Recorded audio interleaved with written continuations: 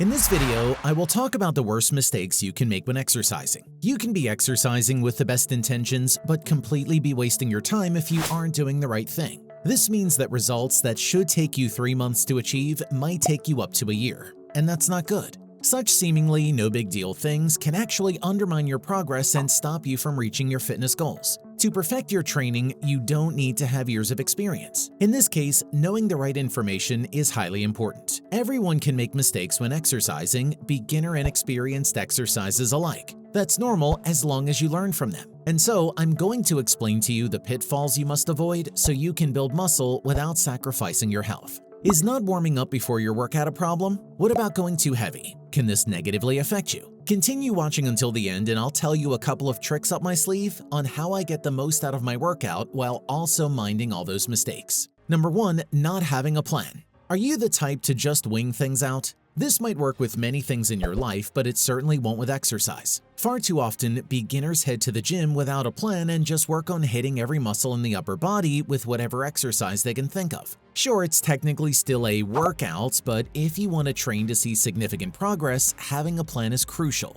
Without it, it's practically impossible to reach your goal. You'll only be wasting your time and energy, failing to build muscle and master exercises. To fix this, you can start with having one main goal and 2 to 3 minor goals for guaranteed wins. Don't be lofty. These small goals can help you attain bigger goals, especially as you're starting your fitness journey. You can also get personal training to help you learn and master workouts while having a good structured plan.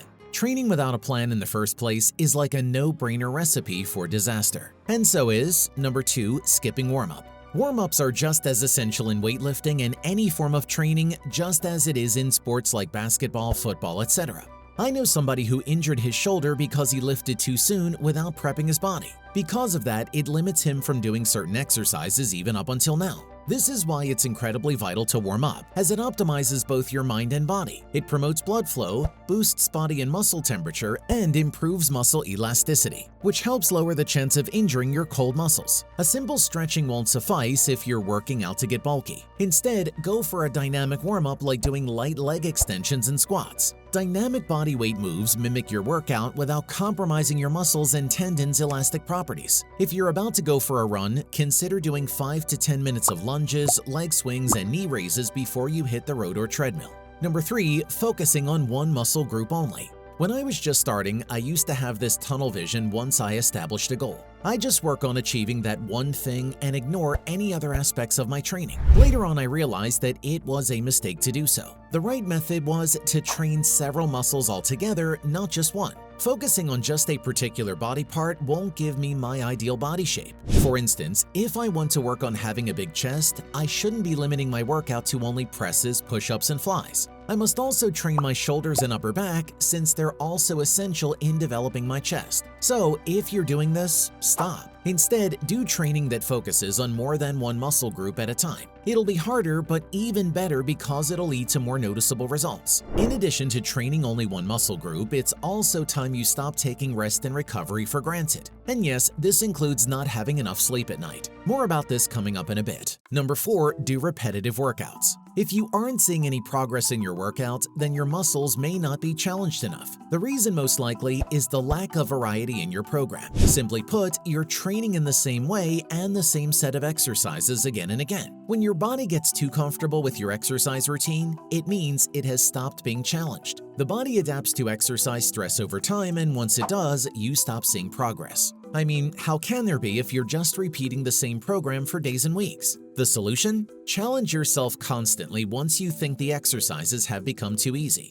It can be through having new exercises, adding more reps, doing workouts with progressive resistance, or having a new sport. Albeit small, it's these changes that have a big impact. Repetitive workouts are inefficient, and the reason behind this isn't really rocket science. But one training mistake that's glossed over more often is number 5. Overworking the smaller muscles. Doing 10 sets of forearm curls just because you can do it isn't the brightest idea. In fact, it's a terrible one because overtraining those smaller muscles only removes your potential to do the more important compound exercises. Trust me, my dumb past self did it ages ago when I was too young and naive. And guess what? I wasn't able to deadlift the following day because my grip completely gave out. Therefore, you should prioritize the major muscle groups and have accessory muscle-focused exercises towards the end for 3 to 4 sets. Anyway, compound exercises typically train the smaller muscles too. For example, training your lats with wide grip pull-downs also works your biceps and forearms. Only if you give mobility the importance it deserves when it comes to building your body. And so, many of us commit the mistake of, number 6, ignoring mobility training. A lot of fitness enthusiasts are too eager to get results that they neglect stretching in favor of early morning high-intensity workouts. As a result, their mobility went downhill. They have constant stiffness and their functional movements aren't improving. Mobility work may not be the straightforward method to gaining fitness success, but it's a major player in training the body to be able to move through its full range of motion. Whatever the exercise is, the body builds power and strength in movements when you can move fluidly. So yes, it's time you prioritize mobility too. Number 7, working too heavy. This is probably the most prevalent mistake seen among gym goers and exercise lovers, especially on new lifters just starting out. It's not a surprise to see beginners squat down an inch with 315 and deadlifting 405 with an arched lower back. Overloading the bar and butchering the form puts you at risk of getting injured. That and the fact that it won't activate any muscle associated with the movement, thus defeating the purpose of exercise. What you should do is start with lighter weights and always perform each exercise with the proper form, technique, and range of motion. Pick a weight that challenges you but doesn't cause you to break your form. Only start with heavier weights once you gain a little experience. On another note, knowing all these training mistakes so you can avoid them and work on your muscle building goals is one thing. It's another story to actively do things that are designed to directly drive results. And one way to do that is by boosting your testosterone level. But more about that in a while. Number 8, overlooking recovery. Rest is a must, not an option. This is even more important when it comes to getting bigger. It's normal to feel muscle soreness, as this is a sign that your muscles are still recovering after exercise. The pain occurs as your muscles adjust to training. You can ice your muscles and practice active recovery to ease the symptoms of delayed onset muscle soreness. Active recovery can be done by doing low-intensity activities like stretching, walking, or swimming. As for the number of rest and recovery days you need, it depends on your exercise intensity. But research suggests that roughly 48 to 72 hours of rest is ideal for muscle repair. That means you should dedicate at least 2 days a week to recovery before training the same group of muscles. More importantly, as much as possible, get 7 to 9 hours of sleep every night, since it's during periods of sleep that all the muscle repair and development actually happens. So if you're only getting 4 hours of shut-eye every night, then don't be surprised if your muscles aren't growing. Overtraining is another common pitfall that many men often get into. Here's why. Number 9, training too much. More training equals more success. Or is it really? Sorry to burst your bubble, but this is one of the worst training mistakes you could ever do. Excessive strain doesn't boost the chances of greater muscle tone and performance, only the risks of injury. Remember, muscles grow during rest periods, meaning relatively little growth happens during training. Overexertion is when you push yourself too hard. Lifting 20 pounds more than you can safely bench press puts you at a high risk of overexertion. A rule of thumb is to have 48-hour intervals between 2 training sessions, allowing your muscles and joints to completely recover. There's no harm in wanting to train a lot as long as your sessions are correctly monitored. You can train your arms and chest Monday and Wednesday, hit the treadmill on Tuesday, work your back on Thursday, and climb on Friday. This will leave you with a whole weekend off, which is a good time to recuperate. Number 10, using improper execution. Incorrect execution is very common among many individuals. In particular, beginners need professional supervision to perform exercises correctly. And surprisingly, even ambitious athletes and professionals aren't immune to bad form. It's not only one of the worst training mistakes, but is an absolute no-go, mostly because it significantly declines your performance and in turn your results. Muscles only grow when they're activated properly. For instance, a bicep curl is designed to work the biceps, not heave the weight from hip to shoulder. Employing the wrong technique means that the target muscles won't be able to grow. At the same time, you're not just building up coordinative and stabilizing muscles, which puts the health of your joints at risk. If you're a newbie, have a professional supervise you and let them explain and demonstrate the exercises to you. This is especially important when you transition from fixed positions on equipment to free weights. Later on, you'll know exactly which body parts you need to hold firm and steady for which exercises and learn to consciously control this. Technically speaking, the next item doesn't happen during training, yet it's huge enough to immensely affect whatever goals you have. Number 11. Neglecting your nutrition. You can have a spot-on exercise regimen but still not see results. Why? It's because your diet isn't as spot-on as your workout routine. You can still make training mistakes before and after the actual exercise. After all, the body needs the right mix of training, nutrition, and recovery to succeed in your goals. Add more vegetables, fruits, protein foods, and whole grains to your diet. Cut back on unhealthy fat and sugar. Have a healthy meal plan for what you can eat after a workout, otherwise it can lead to making bad food choices. Eating whole food rich in protein is shown to be the best for muscle repair and recovery after a workout.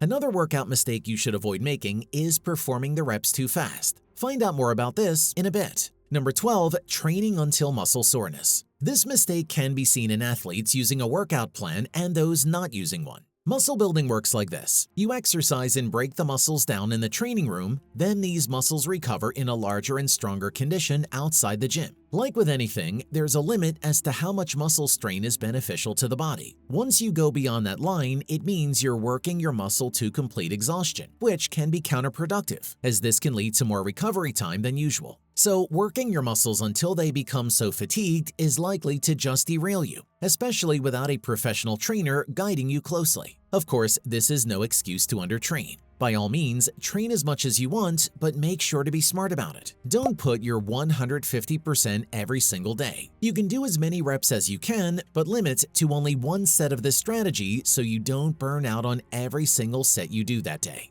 Number 13. Having a lopsided training program. As with nutrition, a balanced workout ensures your body is healthy and fit. A good fitness program includes 3 major components: cardiovascular training, strength training, and flexibility work. Haphazardly doing 1 or 2 of them, or worse, skipping altogether, won't give you the full rewards of your workout sessions. If you're following a weight loss program, this should already have cardio. Aside from that, make sure you include 2 to 3 days of strength training. If you're pressed for time, do a circuit workout along with short intervals of strength exercises between 5 to 10 minute bursts of cardio. Then finish it off with 10 to 15 minutes of stretching. If you think having a disproportionate training program is a dumb move, then wait till you hear an even more foolish thing to do when training.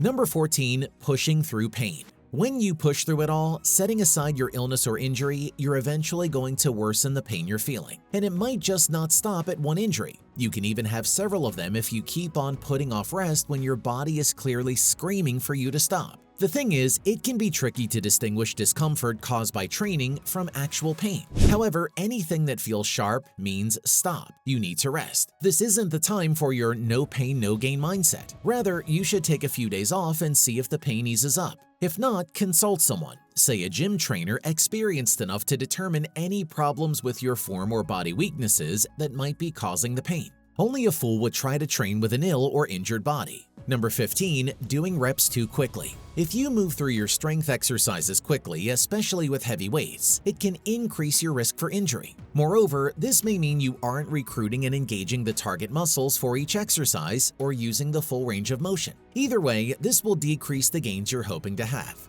Also, starting too quickly can cause burnout, so you won't be able to finish your routine. Use a pace that you can sustain, specifically in a slow and controlled manner. Don't forget to breathe. Take a deep breath through the nose and exhale strongly as you explode out of the motion. Number 16. Skimping on fluids. Did you know more than half of your weight is made up of water? Losing more than 2% of that water leads to dehydration, which can then decrease your exercise performance. Thus, keeping yourself hydrated is crucial, more so when exercising, since you lose fluids through sweat. Drinking fluids keeps your stress at bay and helps lubricate the joints and reduce inflammation. In addition, it helps transport nutrients and energy, which makes your workout more effective. Lastly, water helps flush out the metabolic waste produced during an intense workout. So never make the mistake of not drinking enough water. You can get more water from water-rich foods like tomatoes, cucumbers, oranges, watermelons, and Brussels sprouts. My go-to are cucumbers and watermelon. I just can't get enough of them. What are yours? Comment down below. And if your workout is especially grueling, opt for a drink that also has essential electrolytes such as sodium and potassium. Because you stuck around, here are my 3 secrets to getting the maximum benefit out of every one of my workouts. Number 1. I always fuel myself with carbs before a workout. Carbo loading isn't just exclusive to a marathon. Having carbs before you exercise makes a great difference in your performance. Carbs, after all, are the body's primary fuel, specifically during high-intensity workouts. The better fueled your body is, the more effort you can give and the better the quality of your performance. Number 2, I let myself indulge in a massage. After sweating out real good, I reward myself with a massage. A good massage helps reduce inflammation and increase the number of mitochondria in the muscle cells, which assist in power exercise and recovery. Number 3, I enjoy chocolate milk after training. Lastly, I like to have a glass of low-fat chocolate milk after my workouts more than drinking commercial recovery beverages. It has a 4-to-1 ratio of carbs to protein, carbs for replacing your energy, and proteins for promoting muscle repair. Learning all those training mistakes is extremely helpful in maintaining a healthy exercise regime, ultimately yielding the fitness gains you've always desired. However, even with this new knowledge, there are still other things you can also do to reach your goals faster. You can find out more about what I'm talking about in this next video, so make sure to watch this one after.